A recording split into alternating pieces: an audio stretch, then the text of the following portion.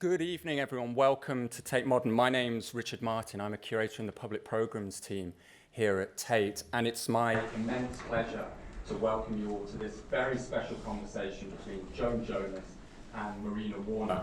We are absolutely thrilled to be staging this event tonight, and I want to thank Joan and Marina for making the time to be with us.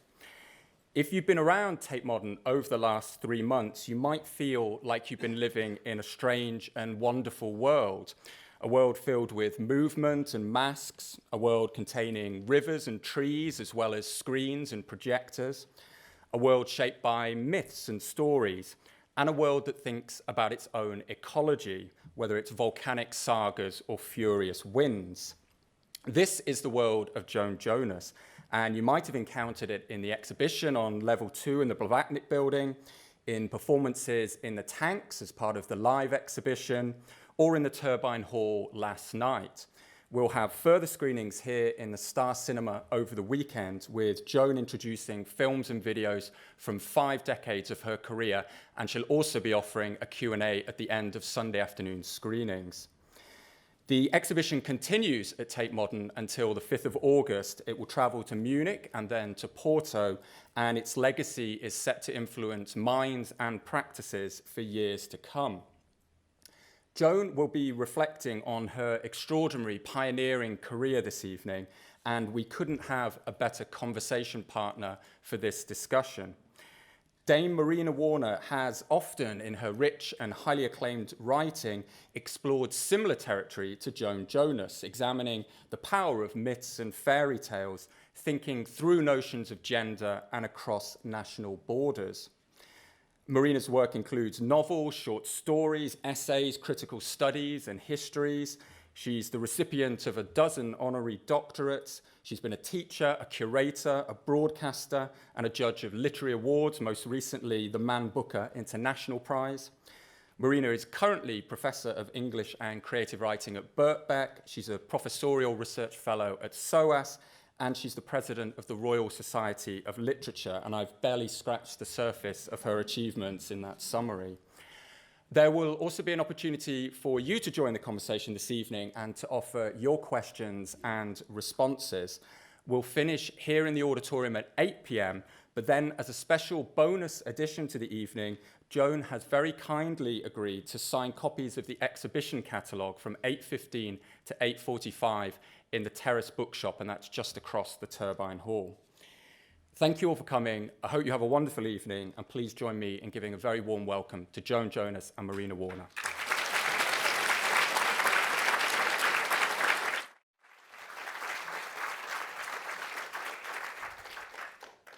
Welcome. Good evening. It's absolutely marvelous privilege, and honor, and pleasure for me to be asked to be in conversation with Joan Jonas, and I'm sure that you're in for a superb series of perceptions from her. I was lucky enough around 15 or 16 years ago to be shown some of her work in her studio in Soho in New York on a tiny monitor. It's interesting how technology moves quite fast. There was this little monitor, and even in spite of the scale and the difference from the quality of a performance, I was able to see this was an astonishing body of work, and I was really pleased to be invited to write for the catalogue of the Queen's Gallery, Museum of Art in New York, a sort of big retrospective you had. And it was in Queens because the MoMA was actually closed for renovation. And the day of the opening, there was an incredible blizzard. And we were all thinking, how are we going to get there? But we managed through the ice and snow. And I had not realized then how intensely Joan's work is connected to the elements. And here we were, as it were, you will have seen many icy wastes and vistas of beautiful glacial scenery downstairs or upstairs, where are we? And so that was a kind of touch of her powers of enchantment. Her art travels to different landscapes and seascapes, and has inspired experiments with children, with children's play, with stories, and with animals. Many, many different elements in play. Wind, hot springs, deserts, and deep oceans. In the work that was performed last night, which some of you may have been lucky to see or see streamed, moving off the land, ocean, sketches and notes, she plunges us into yet another element, the underwater world. And in an especially eloquent sequence, she moves, dances with the creatures, which are seals that loom huge on the screen. Ocean, the work last night, eludes definitions of genre, as almost all her earlier works do, though performance has become the generic term in the public presentation of her work. But her art takes us on a journey of inquiry and wonder. It can be a meditation on a theme, and for the new digital age, involving manifold layers of sound and image, gesture, stories, words, and movement, and thought. You've said of your own art, the work reflects the mind. We are able to follow several thoughts or images simultaneously. And at another time, you've quoted the poet H.D., Hilda Doolittle, "There was something beating in my brain." And this allows us to glimpse, your work allows us to glimpse that something, that living being inside you. we're going to talk for about an hour, and then there'll be questions. And I wanted to ask you this first question. It seems to me that the central thread in your work is pushing against the limits of illusion and perception. That there's always been this wonderful play with how we see things and how we don't see things. But I wondered if for you, illusion is what we normally think of as illusion, or is the image actually a reality?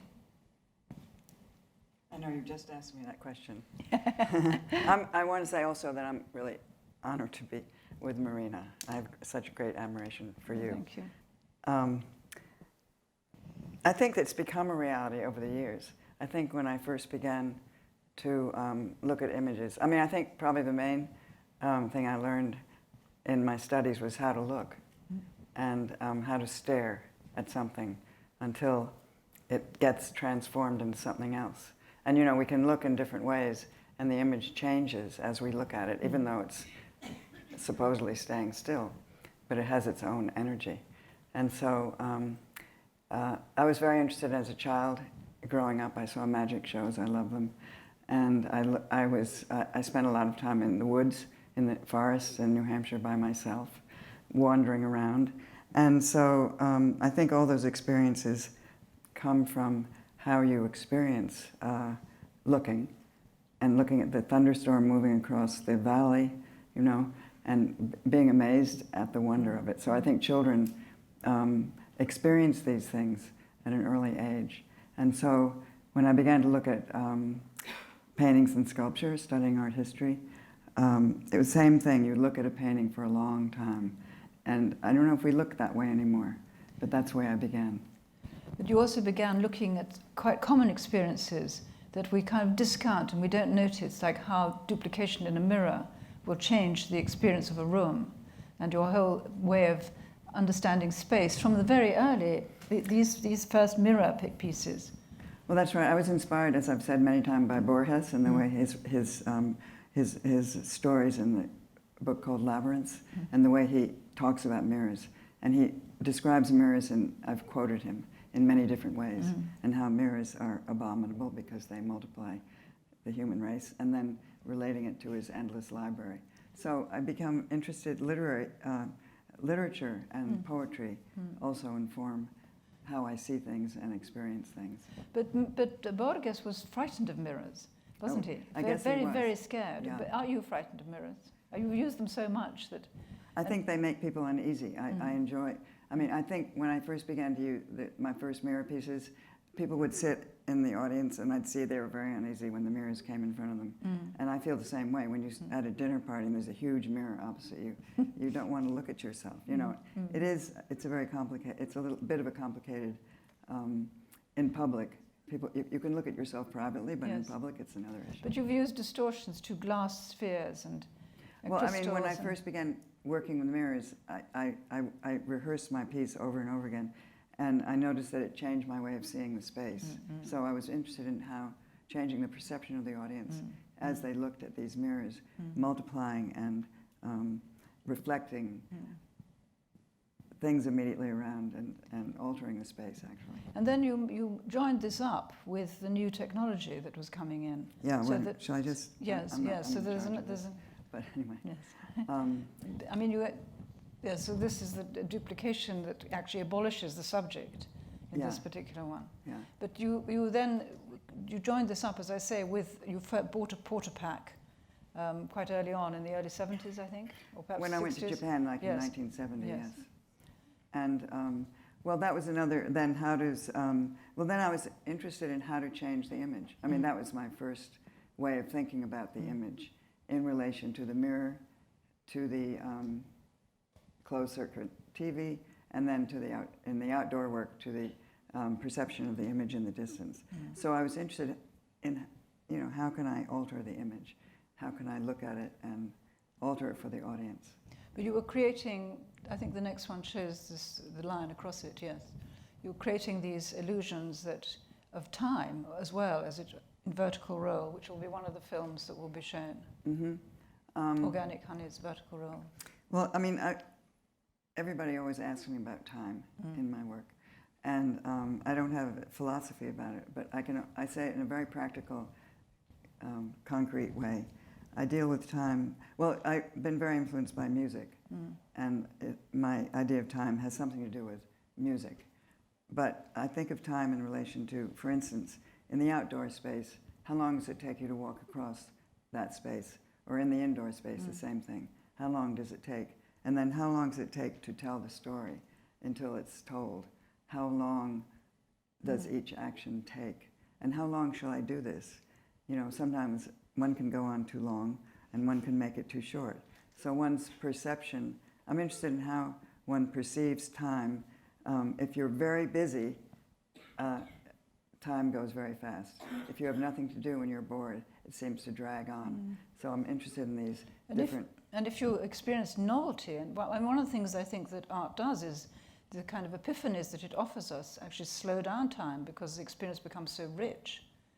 I mean, I feel that with your work, very strongly, that one's immersed in it, and then time expands as one discovers these elements and animals, and we'll get onto that later. But Yes, I always say to people, they always say, how shall I see your work? I say, give it time. yes, yes.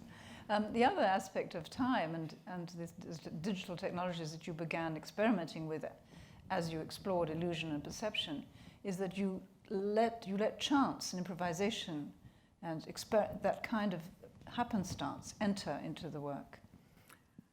That's the way I begin, and the way I began. Children's play was something I was totally aware of, and I begin by playing with objects, props, with moving, with experimenting. And with shadows. With shadows, Yes. with all the different elements that you see in my work. It all begins with play, actually, Yes. and improvisation. Because you made a film, didn't you, Beautiful Dog, in which you put the cat... Well, I Yes, put the it does. camera on the dog's neck, the GoPro camera, and it was hanging. I was working with my young assistant, and we trying to figure out. So it hung upside down by mistake, between his legs. So it was shooting between his legs backwards,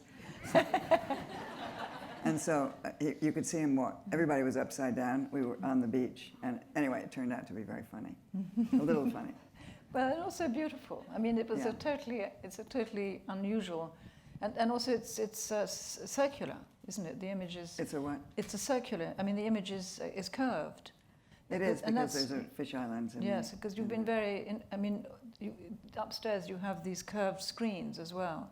So that's another form of distortion or introduction of a new way of looking. Well, also, how do you show these works? And I'm interested in finding new ways to show, to project videos. How do you? So in Reanimation, I make a space that you enter into, like a house. Anyway. Yes, what's the next one? Where are we? We had a Yes, kind that's of right. random. Yes. Oh, yes. So now with play, of course, one of the strong one of the elements that you is it still working, my mic, or is it slipped? Yeah. One of the elements. Is it going? Yes, Yeah. good. Okay, sorry. You have used, Richard mentioned it, masks, costume. So this is organic honey. And that's a form of play, isn't it? Now we're moving into make-believe as opposed to the real world being refracted. Well, I was always make-believe. When did you, is it something I done wrong? So carry on. No, I was always make-believe. That comes from childhood too, Yes. putting on little shows, you know. What did you do? Well, I would put on performances for my family or friends. And they were- Alone or with friends? what? With friends? Friends, sometimes with friends, yes. And we would do mad things, you know, and really express, and it was like another world. And I think I can't, you know, that carried on into my desire as a performer. And I have to say, I'm always saying, please don't call me a performance artist. But the minute I started taking workshops from dancers in New York, when I began to think about stepping from making sculpture into performance, I was just addicted to it immediately as a way of expressing certain things. So when you made these little plays at home, were you using material that you'd found in books? Yeah, we had, I mean, like all children, trunks full of old clothes and puppets and, no, not materials from books. Not No, yet? not yet, Not no, yet. no. So when did you discover those? Because there's a great range in your work, amazing range of allusions to different I kinds just read a lot as, you know, growing up. I read a lot of, and I was particularly, I loved James Joyce, for instance, and his book, Portrait of the Artist, Yes. was something that was one of my anchors, the way he used myth, the myth of, Ulysses, yes. no, the one who fell from the sky. Oh, Icarus. Yeah. The myth of Icarus to represent a character, you know. And that happened in art history too, in paintings, of course. Yes, because you then went to study and you specialized in poetry, in modernist poetry, I think. No, well, I studied that, yeah, but no, I studied painting and sculpture, art history. And particularly Renaissance painting was one of my also sources of how to compose, how do you compose a picture? Yes, and tell a story too. Yeah, and tell a story. Which has an underlying, usually another kind of message, the sort of language of symbolism, where the That's parent tale, the parent image doesn't tell the same story as Yeah. the... Yes. So when you began, I think the juniper tree is coming, is it? Is it next? Yeah, Yes, this was yes, the good, yes. performance for children of Yes. the juniper So tree. this is probably is this the first actual fairy tale, Grimm's fairy tale? I think so, yes. Yes. I was asked to do a performance for children, and so I was thinking, what shall I do? And I was actually in an Egyptian show in Paris.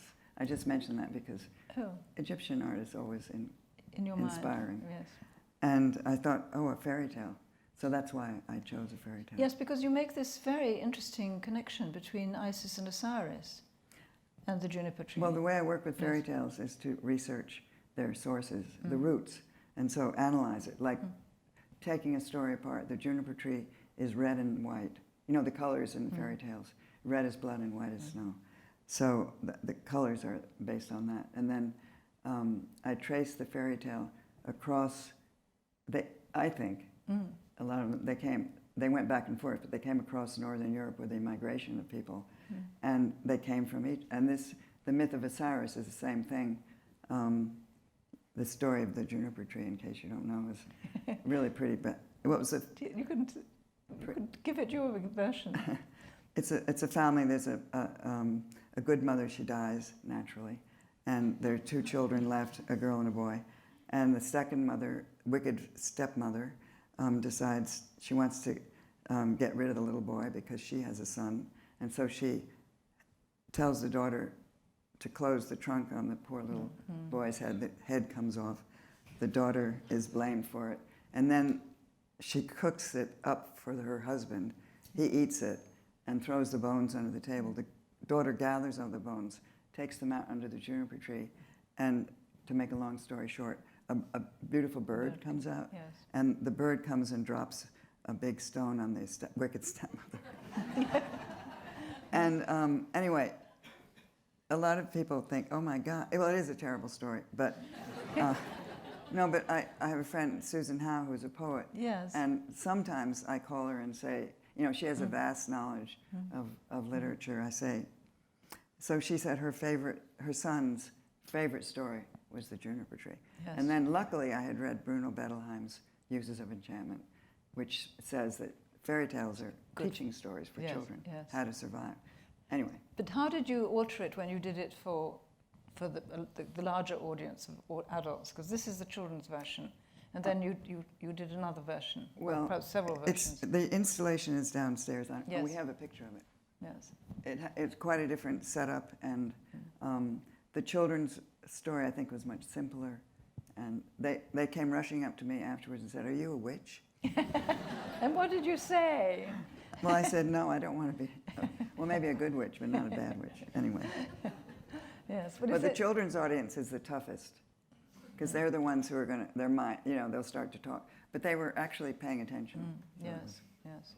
I hadn't thought of it as an actual resurrection, like Osiris is resurrected from his scattered bones. Yes, I can see put it all together. That's why Yes. No, that's very, very interesting. I'm afraid I hadn't thought of it. You've thought of everything else. So then you've gathered a lot of folk tale too. This fairy tale and folk tale are difficult to define separately, but there are differences. And you've been very interested in folklore, and from different cultures, and including Iceland, and that led you, I think, to Ireland. So there are two pieces in the show upstairs. There's Volcano Saga, which I think might be the next. Is it the next picture? Yes, that's the kimono. Oh, sorry. Kimono. So now we'll backtrack, because this is the kimono, which is also on exhibition upstairs, and which you bought in Japan when you were there in the 70s, 1970.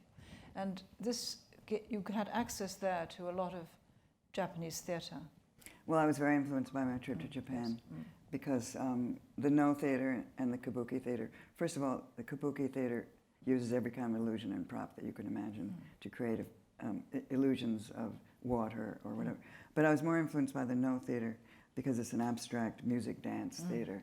And so was many, like Artaud was interested in Eastern theatre because it's not a narrative text. Of course, there's a text and a story, but it's not depending on that. And and then the use of masks also interested me. That's when I started using masks. And the sound. And the sound. The sound is amazing. Yes. And so I keep going back to that, actually. Yes. I keep going back to that inspiration from Japan. And I think the stillness and and then I think probably aesthetically there's this use of screens and masks, not only masks but screens and scrims. That's right. Which has become very, very strong in your work. Well, actually, I was in Japan, in Kitakyushu, and I could make a prop there of any kind I wanted. So I thought, I'll make a screen, So Double Lunar Rabbits, the screens were made. Started working with screens inspired by Japanese screens. And it's another way to project. And then, of course, that results in the image being divided into, these grid patterns.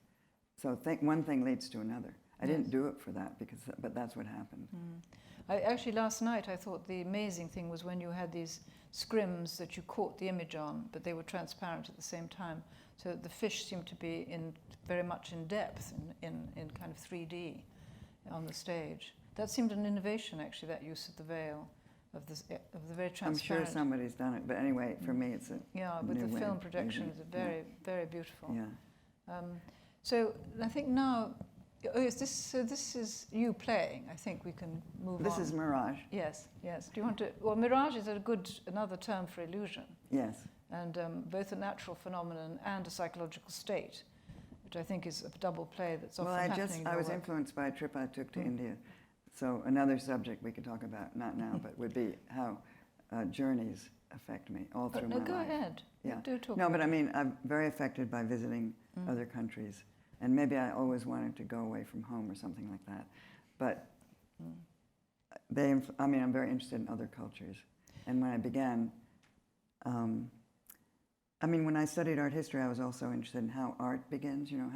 It begins with ritual.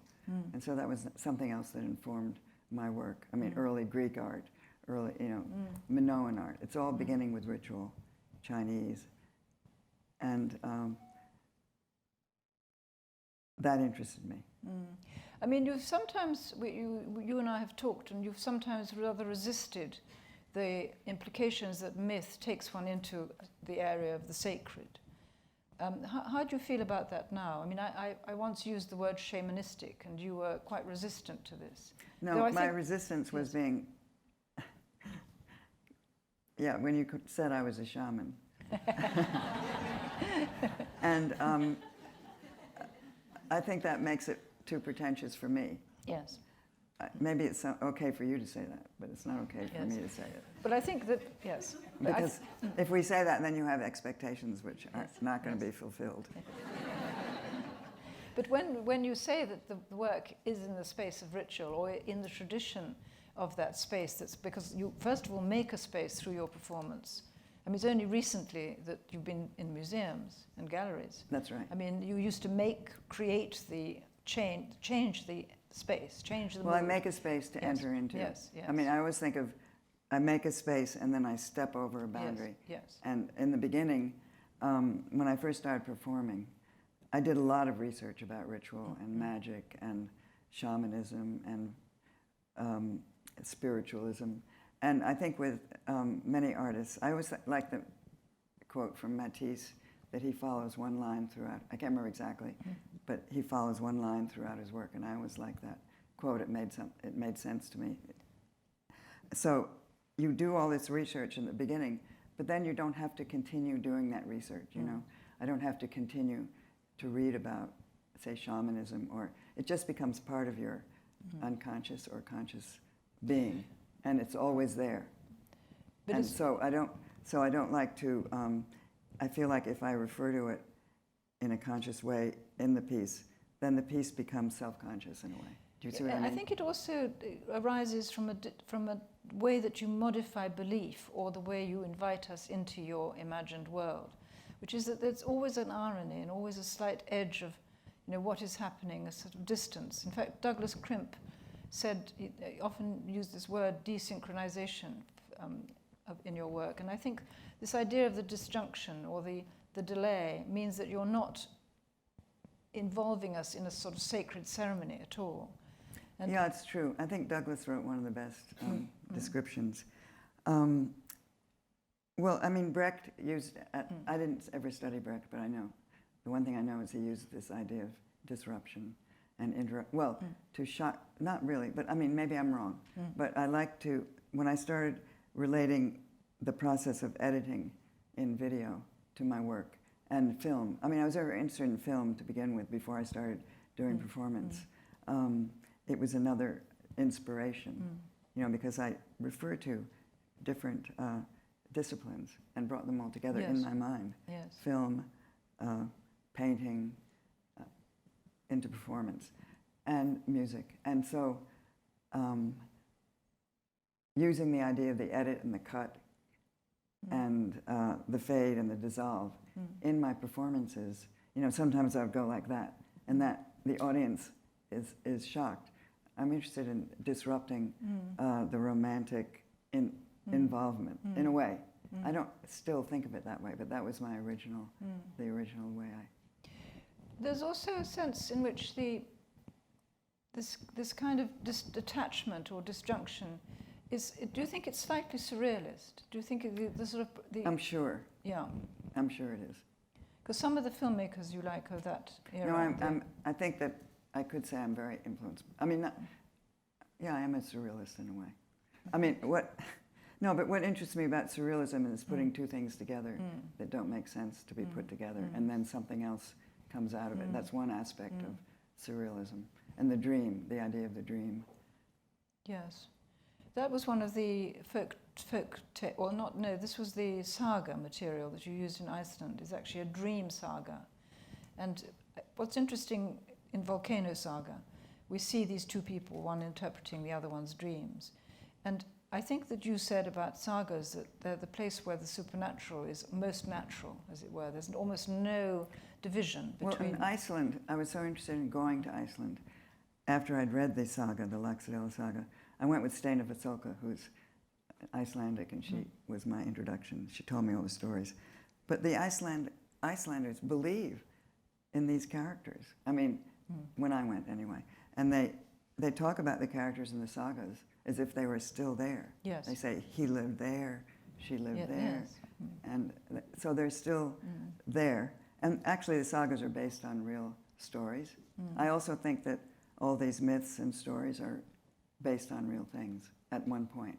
You know, they come out of real experiences. They're metaphors in many cases, but they come out of people's... They're inquiries, aren't they, into what might have happened, how it Yeah. happened, explanations, origins. Yes. But one of the things that myths can do, which I think your work does as well, is give voice to things that we haven't heard. And so perhaps this could take us...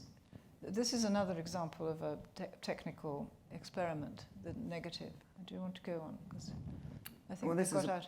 part of a piece called Funnel, and it was simply a negative image that came up of the performance. With a child's desk. Child's desk, yeah. With props inside, Yeah. with toys inside. And the cone, one of Yes. my favorite Yes. forms. Why is it one of your favorites? Well, no, I mean, I just started this particular piece. I thought, I'm going to start with a form. You know, how do you begin? So every piece has a different beginning. So this began with the idea of a cone. And then I made a shape, a stage set that was like a cone, Yes. cone-shaped. And then I used the cone. I had many hundreds of paper cones, used them as sound devices, as Yes. telescopes. Yes, as, because yeah. they project the They sun, they project. create this disjunction. I mean, they're used as Yes, we yes. use them that way. Yes, yes, that's So, yeah, that's what this. And then they're magic cones, in a way. Yes, that makes me... I wanted to ask you about your headdresses, but maybe we'll leave that till later. Okay. We have fantastic headdresses, including possible cones, which I don't think you've worn on your head. No, But, I didn't. no, No, but- not like a dunce cap. No. Or witch's hat. So shall we go on? Because Yeah. we're getting out of step with our... There's playing with shadows. Yeah. That you've done a lot. Yeah. Yes. Well, this is from Nova Scotia. This is carrying the camera and filming yourself at the same Yes, time. yes. And And it was- also seeing these distortions of perception, which happen yes, the on long, totally, the late afternoon Yes, sunlight makes yes, the long yes, shadow. happen in a totally everyday way. Yeah. I think that's something else Douglas Crimp said, that you like transforming everyday objects. Your magic is made of, the quotidian. Well, you know that saying, make the familiar strange. Yes, Yeah. exactly, yes. And, yeah. I mean, I do enjoy being on the edge. I mean, no, I don't enjoy being on the edge. I think the work has to be on the edge a little bit, yeah, to give it a sharpness. But that edge is often, it's a different kind of edge in different works, I think. I mean, there's now a very deep sense of catastrophe in Yes. your ecological Yeah. concerns. But there's also this edge where humor and seriousness keep jostling up against each other. I guess so, and then oddness, Yes, kind of oddness, yes. eccentricity. Yes. The way HD was, she was very eccentric, I think. Was she? I think so. Well, wait, we could go to that. Yes, Here's here we are. Lines in the Sand. Lines and Sandwiches Yes, here. yes. So this is inspired by HD's By HD, Helen in Egypt. yeah. Do you want to say something about it for those who perhaps haven't Delved into it. haven't? It's based on a poem by H.D. Hilda Doolittle, an American poet who wrote in the 30s and earlier. And she wrote an epic poem called Helen in Egypt, which described Helen Helen of Troy, who was blamed for the Trojan War. And there was another, it's actually based on an early Greek story that Helen never went to Troy. She went to Egypt instead. And she was there, and there was a double of Yes, Helen. a phantom. A phantom went to Troy, but she was blamed for the Trojan War as being a woman. Of course, she Yes, would be blamed. yes. So all that interested me. But also this deep understanding that war is fought for a phantom. I mean, Yes. this sense. And you have a passage Exactly. about the war is fought actually for other reasons. Yes, they were fought for to get oil, to get this and that, and it was just the time we were invading Iraq that I Yes, was working on this. It was very eerie. I had to stop working on it for a few months. But the striking thing about the whole performance piece is that you find a phantom Egypt as well in Las Vegas. Yeah, I went to Las Vegas to the Luxor casino that represented the American Egypt. And you found you found a huge pharaoh. Yeah, we went to I mean, it's just by accident. We Yes. drove around, we found the ruins of all the props from the casino, and there was a pharaoh lying on his back, Yeah, all bound in chains. bound in chains. It was a perfect yes, image. Yes. Yeah. But that's a quintessence in a way of your search into illusion, because here we have the myth of an illusion, and the myth itself is an illusion. War is an illusion. Yeah, Las Vegas is an illusion, but they're all kind of real at the same time. yeah. I love that piece. I think it's one of the first ones I saw. But I was also inspired by HD. My Yes. other resource was this book, the catalog for a show that was in LA called The Spiritual in Art. Oh, You yes. know that catalog? Yes. That's Morris Tuckman. That's right. Yes. Mm. And the back of the catalog has essays about all the different spiritual, like Besant and, you know, all the spiritual practices that were going on in the early part of the century, and or the 30s. Yes. And HD was involved in that. So I tried to channel HD in the performance. Oh, we've got a photograph Oh, yeah, we do. of you doing that. Oh, that's the sand. The sand. Yes, lines and of course sand. that brings up this idea of erasure, which is something connected to your interest in time.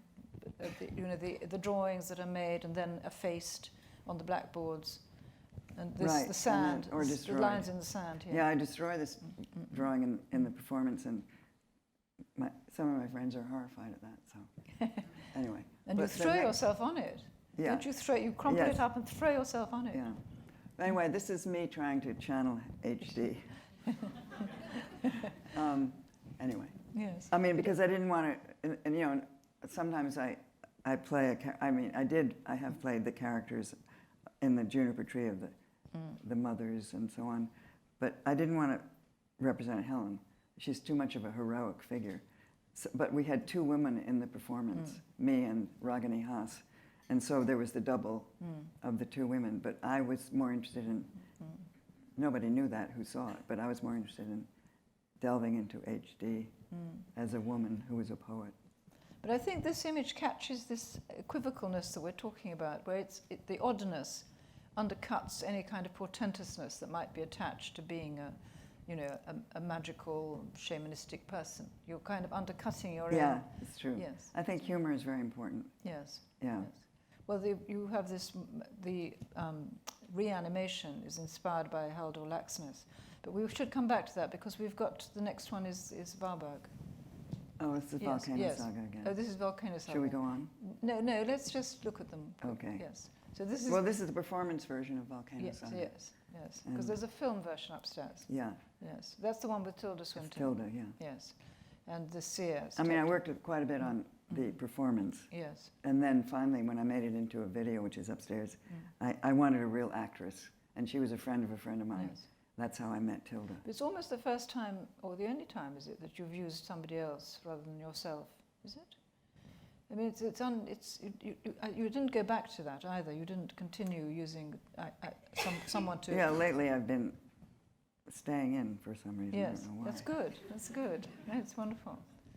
Yeah, I mean, she's marvelous in it, Tilda Swinton. She's but brilliant. But it's a performance by a polished actor. Mm-hmm. You know. Well, I thought it needed that to play that character, actually. So I had her and Ron Vaughter from the Worcester Group. And Yes, well, you acted with the Worcester Group, didn't you? I did perform with the Worcester Group, yeah, Yes. And you twice. said that it helps you with your voice. Well, that's what I was interested in, yeah, using my voice. Because what else do you have in the long run? No, I'm kidding. But Well, your voice is, of course, mesmeric upstairs, because one half hears it as one's listening to one piece, oh, I know it. and you hear it, and so it's quite hypnotic, hallucinatory effect. And you have, well, do you want to say about how you've actually thought about your delivery? My Because voice? Yes, because it's I very practiced, particular. I practiced for hours, recording my voice, playing it back, recording it, playing it back. So I practiced. I had to practice. Because I think for a lot of people, when you hear your voice for the first time, oh my God, you know? And so you have to, right now my voice is very husky because I'm getting older, you know? Your voice You've been changes. working rather hard, Yeah, too. your voice changes. So, but it's always there. And I think the voice, when friends of, I mean, I have to say, when friends pass away, I hear their voice afterwards. Their voice is what I hear. Do you know what I mean? And one hears it from the page if one knows a writer. Yes.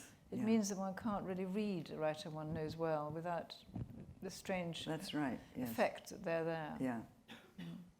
Do you want to go on so we Yeah. see because this is Volcano Saga. Yeah, well, it just shows you that I'm still Yes. doing the same thing with the images, trying to. Yes. And this So is this is a landscape, beautiful Icelandic landscape. Yeah, the hot pool, Yeah. the blue lagoon. Yeah. The blue lagoon. The way it was before it became a resort. This was in '85. It was fantastic. And then this is Revolted by the Thought of Known Places. So here, it's interesting. This was taken from Seamus Heaney's poem, which was a reworking of an ancient poem, Sweeney Astray. And we have here a figure of an outsider, someone who's been, a king who's gone mad because of the lust of battle, and it turns into a bird. And so it's a study in isolation and exile. And up to this point, some of your work has been closely involved with a single person, with an individual, with mirror check, which was performed here, I think, looking at yourself with a mirror. And so there's a kind of, the singularity of an individual was your focus, and being cast out of society in some way. And then it starts changing later. Well, I started looking in. I wanted to look out. Is that at what someone happened? else. Yes. Yeah. And so that's why, that's one of the reasons. And then also dealing, I mean, I'd always had women as the main Yes, characters. and here, yes. And so then I wanted to, and somebody told me how beautiful that poem was. Yes. So, and then I got involved in it. Yes. And the idea of living like a bird in the wild. Yeah, the metamorphoses. Yeah. Which sort of ceases to be entirely male in a way, becomes. But I was very interested also in how that poem is one of the first self-conscious, because he speaks in the first person, and how it's one of the first, I don't know, you know better than I do. No, no. One of the first, how do you say, self-referential Yes. works about nature. Yes. And then you continued, in a way, in this vein with Warburg, with Abby Warburg, I think. Yeah, Abby Warburg, Yes. who also was mentally unstable when he wrote this text that I deal with about the Native Americans, the Hopi snake dance. And Well, you had been to see the snake dance in yourself. the 60s, yeah, when I was Yes. doing my preparations and research, I heard that the snake dance was taking place. So I went and I saw it, and several other dances. But you saw it before it was closed to the public. And it was an amazing experience that I never got over. And then when I found Warburg's writing at Documenta, I don't know, in the late 90s, I was just obsessed. I thought I can re-enter this experience without dealing with it directly. I can deal with it through his writing. So what aspect of the Hopi dance particularly struck you? Because he was transformed by the experience as well. He never saw the snake dance, by the way. Oh, he didn't? But he wrote saw, about it. He saw the antelope dance, was Yeah. it? Yes. But he was transformed by the whole culture. Yes. Oh my God, it was amazing. I mean, you sit around on these, a square. It's just one of the most powerful things I've ever seen. The masks, the dance, the sound. I can't explain it. You know, Well, for Warburg, it was to do with, it totally changed him because he had thought that art was kind of representational and you made a beautiful picture of something you'd seen. And then he realized that art was active in the world, that it was an agent, that this dance, this stomping and these beautiful costumes and masks were actually intended to change that society, to protect it from, to bring rain and to protect it from drought. And he brought that idea back into Western art, which is... Well, I was interested in his method because it was similar. I mean, it was amazing. I didn't know about Warburg. Everybody in Europe knows him, but in America we don't study. I never. So, I mean, they do now. But I was interested in his method of juxtaposing different cultures and Yes. also different times, putting them together. Yes. His pictures arranged on the board. This was called the Mnemosine Atlas, the Yeah. Memory Atlas. Yeah. And for those of you, I'm sure you all know, but that he was very interested in looking at how certain gestures or movements had occurred in totally different cultures at different times. And he was particularly interested in how art was actually concerned with dynamic, with motion, even though it was still. So he Yes, that's right. He was very interested in Renaissance ceremonies or dance. Yes, Yeah. yeah, the pageants. Yeah. But anyway, but it's funny, I was just thinking before, the title of the Yes. Sweeney piece is Revolted by the Thought of Known Places, which is a quote from Seamus Heaney. Yes. And in a way, Warburg was revolted by the thought of known places because he left his banking family and he gave up being the only child, the oldest inheritor of the of his family's fortune, and went to the Southwest because he hated New York and the emptiness of American culture, as he said it. And so he was also, and also he had a nervous breakdown. So And then he was known as the man who spoke with butterflies, because he did, imagined yes. that he... He imagined he was speaking with the moths Yes. and butterflies Yes. that came I into mean, his... when you talk about the line that you follow through, that returns because in this piece, the shape, the sense, the feel of things, has an ecological message, because Warburg was worried about the harnessing of power for industry, and then you moved also ecologically after this piece. I did. Well, I think we'll just go through. Yes. I was inspired by Haldor Laxness. Yes. And after being in Iceland, I read his books. And there was one in particular called Under the Glacier. And so I decided to do a piece about that. And the way I got into it was thinking, what is happening with glaciers now? They're all melting. So that's how I went full tilt into that subject, was through Haldor. But the other thing about Haldor Laxness, as we were saying before, he writes about nature in a very beautiful, poetic way. And like I always quote his thing about bees, the miracle of, I mean, in a way, those little phrases have influenced me greatly. And, but he's very ironic, and he's witty, and he's written about many different subjects, but how would you describe his Well, I think he's absolutely extraordinary. You introduced me to him. I hadn't read him. He won the Nobel in the 50s.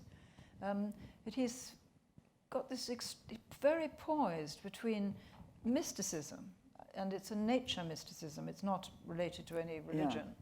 Nature mysticism of the power of the mountains, the power of nature, the ice all around, and the glacier is a living being in that novel. And at the same time, the kind of human comedy and absurdism, our littleness, our absurdity, and it creates a really marvelous mix. I don't know what you can compare it to. Yeah, I really think it's unique. a typical Icelandic, because I think they all have that, some of that. Yes. He did say, I had a quote here that he said something marvelous that you quote. Oh yeah, you mean about Yes. time. About time, yes. Where is that? I have to find it. Here we are. Yeah, time, this is Haldor Laxness from you. Time is the one thing we can all agree to call supernatural. It is at least neither energy nor matter, nor dimension either, let alone function. And yet it is the beginning and end of the creation of the world. Yeah. Well, it's simply a beautiful thing that he said. Yes. But your interpretation of the glacier comes into Reanimation. Yeah. So we have to skip a bit. Oh, no, here it is. Well, that's the performance. Yes. Jason. Yes. And they come to us without a word. But now So we're, shall we go back to Reanimation just briefly? Sure. Yes, because Reanimation is brilliantly installed here in the tanks. Do you want to say, are you pleased with it? how what?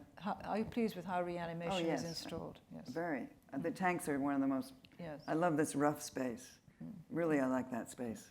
It's so rough and so cavernous and. I think it's magnificent, that installation, but I did have the luck of seeing you perform it in New York. And it was an extraordinary experience because you have this very protracted, percussive... it's a duet I do with Jason, yeah. Yes. Which really does feel as if you're reanimating the world. Oh, really? Oh, yes. Yeah. And also shaking back the demonic powers that are melting the glacier. I hope so. If only. All right. I think, well, Yes, we could one go. more, yes.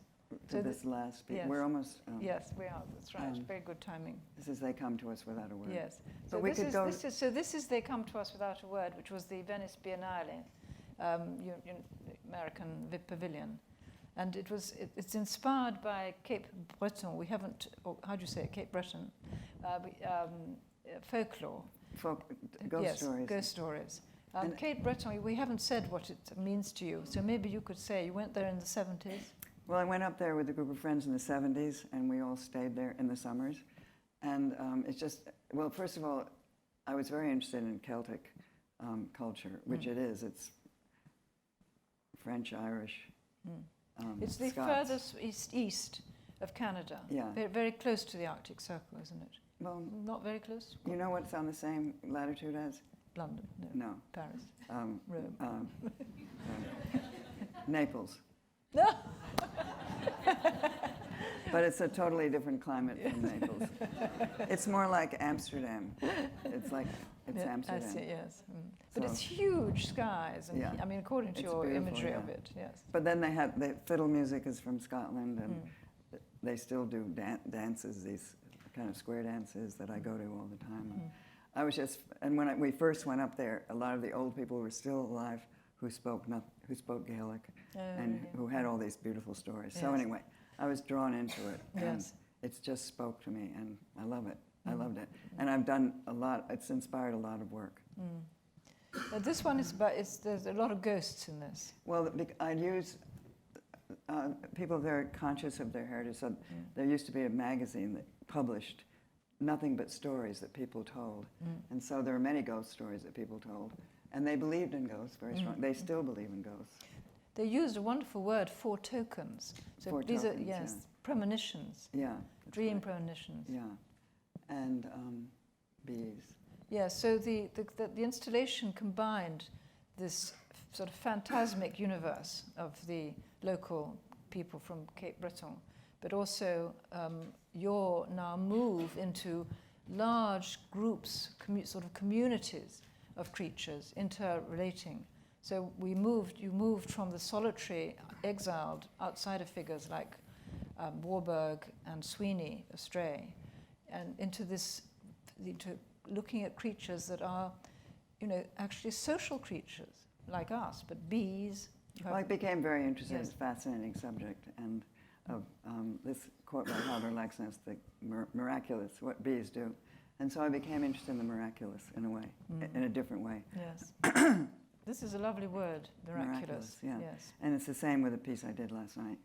It's the miraculous world of underwater world of Yes. fish. And we didn't talk about the glass sponge.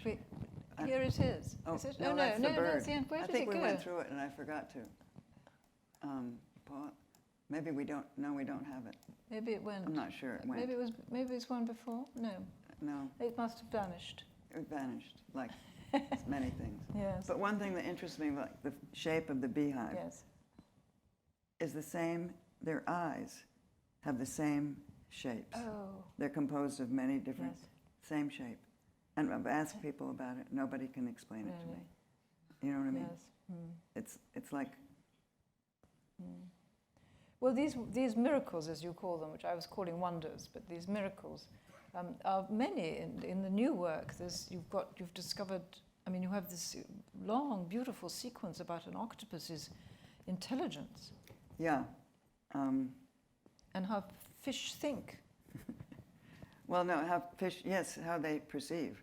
And it's sort of what I'm dealing with now, is exploring that vast world of, And you can swim. I can swim. And you swim holding your breath for a long time. Well, yeah, but I can't dive. I'm not going to do that. So I ask other people to dive. But, yeah, it's One of the another world. films that's being shown there are two, I think, two films that are being shown that you've chosen that are about swimming. Yeah, well, one of them is a piece I did in a swimming pool. And what was the other one? Is the Jean Vigo. Oh, Jean Vigo, yeah. Yes. That was one of my favorite films. Yes. It's called L'Atalante, and it's about a man who lives on a boat. And then there's a long underwater sequence Yes. in that. Beautiful. But you're not showing that film. You're showing the little film he made about a swimmer underwater. Oh, really? Oh, okay. Yes, it's one of Oh, the. that's right. You're right. It's one of the first films of someone swimming underwater because Really? it was filmed in a glass tank. See, I didn't choose the program. I thought you did choose the program. No, I think okay. they did. All right. I see. Oh, okay. So, and this one comes from the large installation upstairs. These are cockatoos in Yes. Singapore, actually. Yes. That piece, I'll just say briefly, Yes, is do. based on journeys. Because after I finish, they come to us without a word, where I've really wiped out everything in my mind. I have nothing else.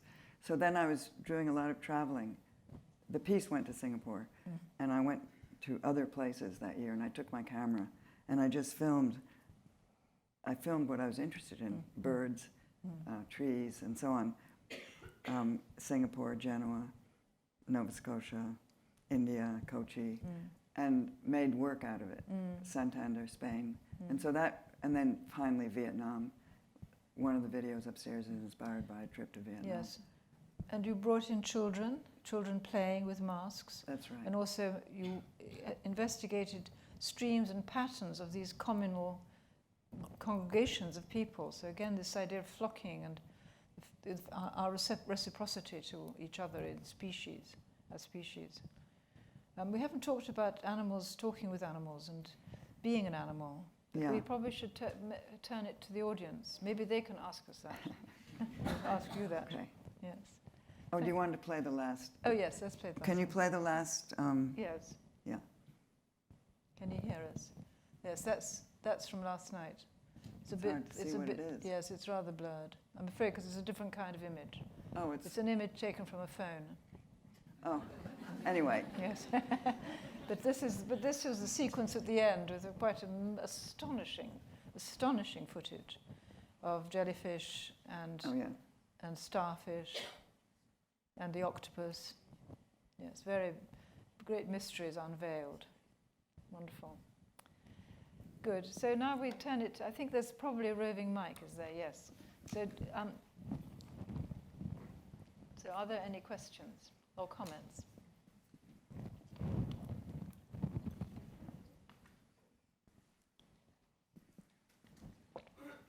Yes, there.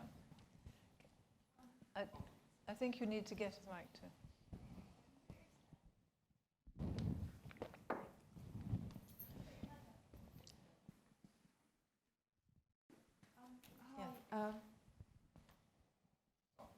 It's on? Okay, good. You referred to Joan Jonas as a shaman. Oh dear, I'm sorry. Or God. Sorry. and you said that you didn't want to refer to yourself as that. And I wondered what both your conceptions of that term were, because I find it very interesting that you both mentioned it. And I wanted to hear from you what your thoughts on that were. Who shall speak first? You speak, you speak.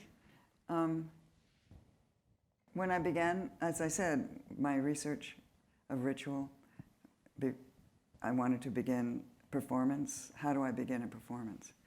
I looked at shamanism. I think that many performers have to be in a certain state, but it's not a supernatural state or a mystical state, but you are in another state when you're performing.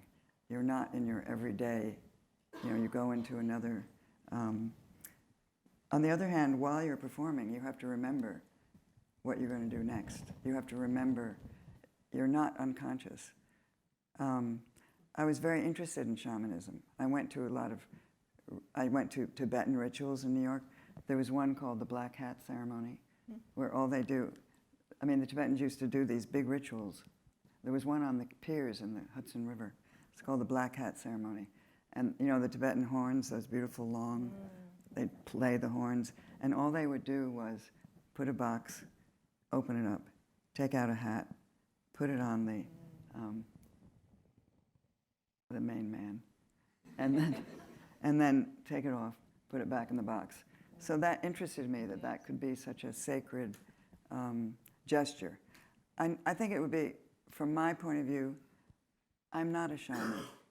I'm simply not, the other me is Joan Jonas, this person. And I think it would be pretentious to think of myself that way. But I'm very interested in that state of mind. And I think shamans in certain cultures practice a ritual that is supposed to give people power, to alter things, to cure people. You know, they have a different function in a way, a shaman. It's a magical function. It's not putting a performance together. I'm trying to say something, yes. And maybe I'm trying to say something about it, but not necessarily shamanism as a subject. But it's, when I began, I thought, who am I in New York doing these performances? So I thought of my early pieces like rituals for my friends. But I never thought of myself as a shaman. I did think of myself during one period as an electronic sorceress, you know, working with video. Or, you know, there was a lot of interest in the late 60s, early 70s, of roles that women used to play, like witches, but good witches, you know, people who cure, witches that cure, but they weren't shamans. They were practical doctors, you know, kind of thing. So there are all those different levels about the different roles that women, and what have women done in the past, and why they're outcast. They're on the edge of they were in the Salem witch hunts. They were, you know, that was a terrible period of, and we still have those things that happen. So anyway, how do you think of it? Well, I think that the art world actually has, and with people like you, has actually taken up occupation of a space that was sort of, you know, commandeered, if you like, by religious faiths. And I don't think it requires belief. I mean, you have a sense of spirits and ghosts, but they're not necessarily attached to any cosmology. It's more to do with perception, more to do with how we sense things and how we remember things and the kind of mystery of time. I mean, this is a kind of tiny illustration in a way of something I think is kind of something that a shaman might do, or it might be a called shaman-like thing. Which is a very long time ago, Joan did a piece called Impromptu, which survives only in a description. And in it, she set up the scene, stop me if I'm getting it wrong, set up the scene, you know, by announcing that this was going to be something special. And she took a spoon and she broke a mirror shattered it into thousands of pieces. And that was the performance. It's a very nice description. It's called Impromptu. By Richard Serra. By Richard Serra. But the point about it, why it's shamanistic, is that it absolutely concentrates that moment of time, and it's absolutely irreversible and unrepeatable. So that the presence of time and space and materiality, this glass mirror that's shattered, becomes incredibly vivid. And I think that that's what art and artists try to make us do, to feel the vivid, the sort of flesh of the world. And that is a sort of sacred thing to do without there necessarily being any god that one's worshipping, or it's to do with the value, the intensification of the value. And I think we come to artists for that more and more. I mean, it's not just, I mean, in a way, the value of the art market reflects the importance of it, though it's very worrying that it should be like that, but that's because it's got this power to give meaning to life in this way. I mean, when I see Simone Forti or somebody like that, I'm transformed, you know, by the experience. I think Richard Serra wrote that description that you're talking about. And I used to do performances for him, and I know why he said that. It was like I put a robe on, I had a hat, and I lay out all this silver on the floor, and you know, so he saw it that way. Yes.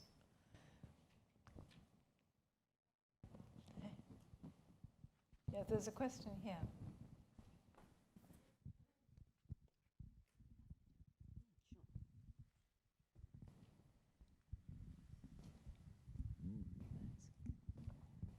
Thank you. Marina just mentioned description of your performances. I wonder if you could speak about notation. Oh, I'll just first say, why do you ask that question? Because when the performances are as long as they are, say for example last night, I was wondering how you remember it all, and I was wondering also if you would think of the notation of a piece like that as a piece of art in its own right. Oh, okay. I don't think of it as a piece of art, but I record the works, and I think I didn't used to feel this way, but now I consider them part of the piece, the recordings. And the way last night was pretty difficult in that sense because it's a new piece and a very long list of different actions. So I write down lists over and over again. And then at some point I write a script when it's all over, but not before. And I don't notate the way dance has this word notation. I don't really think of it that way. But I do think of describing it and having a kind of recording of it. You have some beautiful drawings of movements. I can't remember which book they're in. Oh, that's the book I made. Beautiful drawings. From Japan. Yes, this is... So there are lots of drawings like this. Those are copies of Yes. No drawings, of the No Theater. The No Theater makes these incredibly beautiful drawings of movements. They have them. Yeah, like this. Yeah. And I copied them, needless to say. Yes. But you also, I mean, because you're interested in patterns and swarming and flocking, you actually do, aren't there some drawings in that one, streams, that are to do with the patterns? Maybe I'm getting mixed up. I can't remember. Oh, it's the Double Lunar Rabbit book. I'm sure it's in the bookshop. It's got some really lovely drawings in it. Of the, That was made there's in another one. Kitakyushu.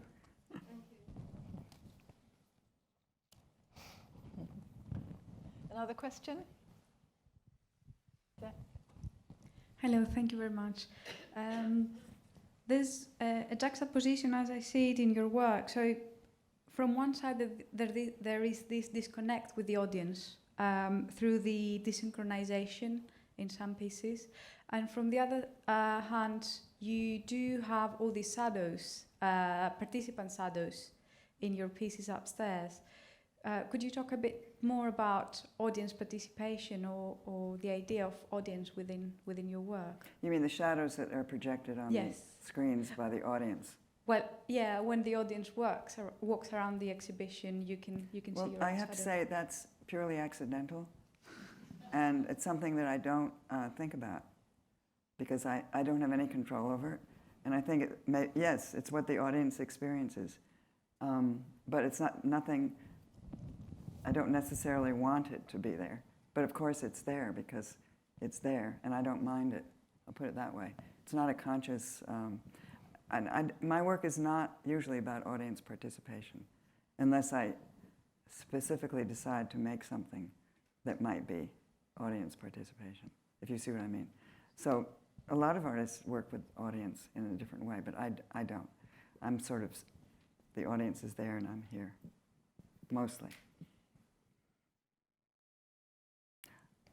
I think that I just want to, because you have these beautiful projections that absorb people into I think it's quite interesting, the effect when that the shadow of a participant actually crosses into because there's so many layers of absorption and veiling, and this is in a sense another mask. Yeah, I can understand that, and I'm sorry if I answered your question the way I did. You're right, of course. And when the children who are in my work, when they go to see Reanimation, they love, the only thing they're interested in is their shadows. So, I mean, I accept that, and I see why you say that. I mean, I have to say that I do not know how other people see my work. There's no way that I can enter other people's minds when they're looking at my work. I mean, I do try to be clear, and I am trying to communicate my ideas. I want to communicate, but I don't know how people will interpret them, you know. So I'm very interested in the way people come up to me and say things about what they saw. It's very interesting to me. There's a question here.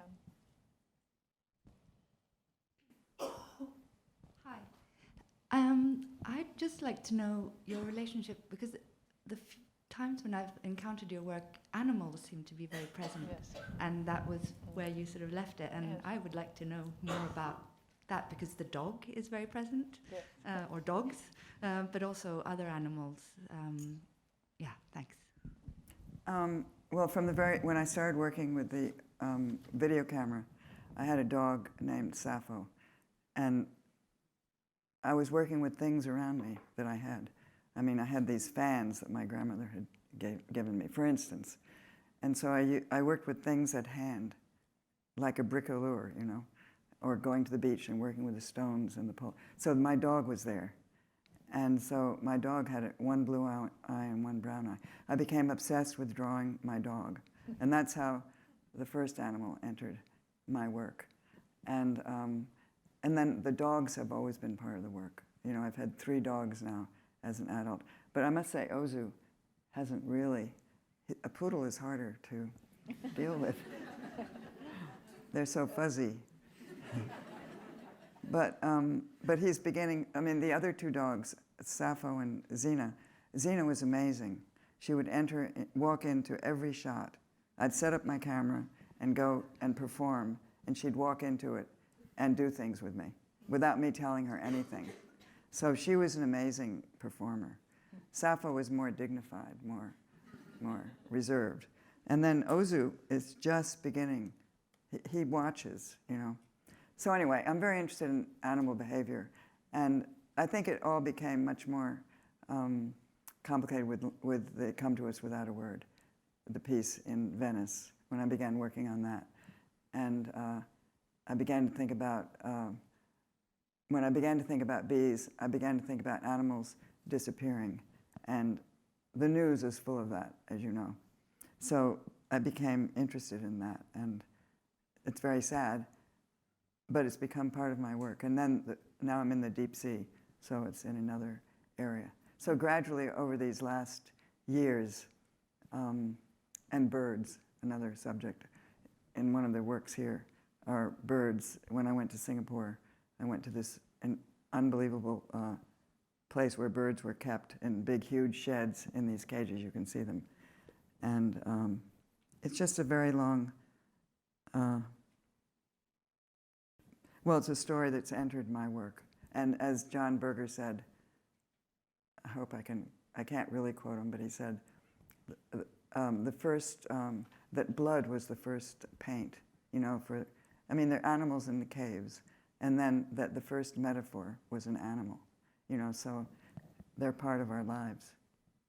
But you've also got very interested in all the new work on animal communication, animal language, and yes, systems of cooperation. You were telling me just now that that was about trees, but say that anyway, because that was fascinating. Oh, the trees. Well, yes, I'm sure a lot of you know this. They've done the research with trees, and a group of trees standing together communicate with each other, and when one of them gets sick, the other trees help that tree and try to heal it. And I read a description a few years ago. They did a study of people walking in parks in trees, and how it affects their state of being, their minds. And I love trees, and I've always walked with trees. And of course, you know, Buddha was under a tree. But so I started in New York. I mean, I did it anyway, but then I became conscious that the news is so depressing that you read. So then I go and I walk my dog in Washington Square Park that has beautiful trees, and it totally takes your mind off these depressing subjects, and you become, I don't know, I feel I'm communicating with the trees, that they're communicating with me. And I think that there's been a study of that. And so I think, I mean, of course I don't think, it's not that I think, but obvious that all these things that we feel are actually based in fact and in reality. That's what, I mean. But I think this is the sort of why the mythological imagination, you know, is truth-seeking. Because someone like Ovid, even though he made a hierarchy between animals and flowers, but humans could change into them, Right. and did. I mean, Yes. they became birds, they became stones, because there was a kind of interfused sense, which now the scientists are discovering. You have some marvelous passages in the film the film material last night, the textual material you were reading. Extraordinary, the passage about it's from Melville, I think, of the whales Herman under the Melville. sea. I mean, that's... Well, that's brutal. When he kills them, yes, but when... Well, brutal, the way I included that because it's the great American novel, I think. And it's based on this book about sperm whales, which my friend, the scientist, gave me a copy. But the thing is that I included that because it shows how brutal the whole whale hunting was. But when you're reading it, we sense their humanity. I mean, we feel the scene. Yes. We feel the scene as if there are our species, some reflection of our species, especially because the pups are nursing on the mother whale. Well, hunting makes the hunters feel close to their prey, I think. Is there another question? Yes. Two more.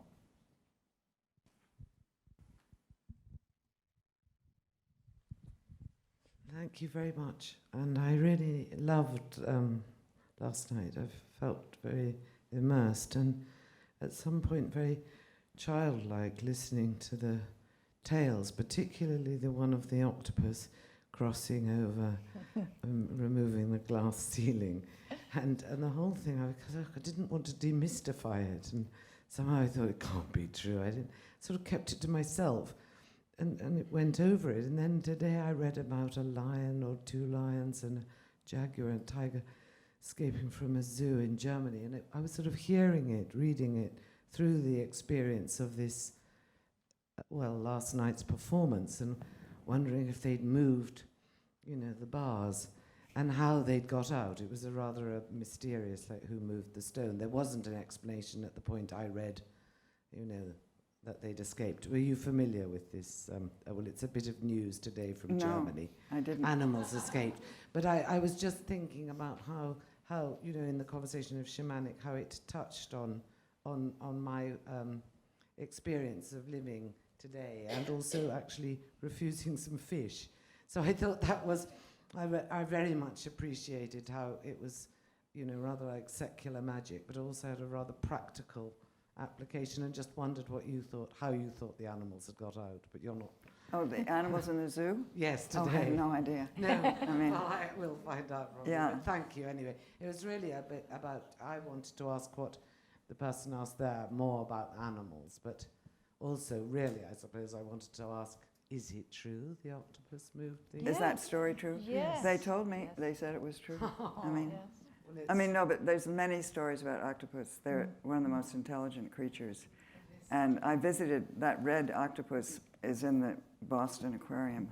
And I'm hoping to visit more, become friends with it. Because they do become friendly. They do get used to certain people. They recognize people. And there's many stories about them there. This is a book, isn't it? There's a book called The Soul. Maybe you'd like to read it. The Soul of the Octopus. LRB, was That's it? right. Yes, I read that. It's a beautiful book. I haven't read the book, but I read the review. But I just loved that story. I can't get it out of my mind. Oh, and it's true. Oh, good. I think there's a question behind you. Yes. I just had a question about, you spoke earlier about this idea of a chop. I guess an edit, a chop, a sort of an abrupt cut. Chop. And I think you mentioned it was potentially an attempt to disrupt the potentially romantic notions that could possibly be inferred. I just wonder if you could say a little bit more about that, maybe where you think they occur and whether you think it necessarily works. What, the chop? Yeah, the chop. I don't think of, I don't actually use that term anymore in my work. Like the performance last night, that was not part of it at all. And I don't think anymore, I thought of it that way when I began, because I was trying to, it took me a long time. Sometimes things worked and sometimes they didn't. It took me a long time to develop my language. And even though the mirror pieces were, I'm happy with those. Those are among my first pieces. I'm happy with them. But, you know, as I went on to deal with narrative is very difficult, and storytelling for me, to translate stories into performances and video. And so I looked at film as a structure and as an inspiration. And that's why I use that term. You know, it was at that time when I was using the idea of the edit. I mean, other people weren't using that, so they noticed that cut. I think chop is a bit too violent a term, but it was like a cut. You know, we use the word cut. And well, your work takes montage way into another dimension of montage, but it is montage, isn't it? Yeah. With all these different images and layers it is and the montage. sound. And Yeah. I think, are there any more questions? If not, I think, will you all please thank, is there another one? Oh. You'll have to indulge me in this, Joan. I was just wondering, because you've talked so much about how places have influenced you in Ireland and Canada and Japan and Iceland. I wondered what you've made of London, having spent so much time here recently. Is there going to be work that comes out of your time here?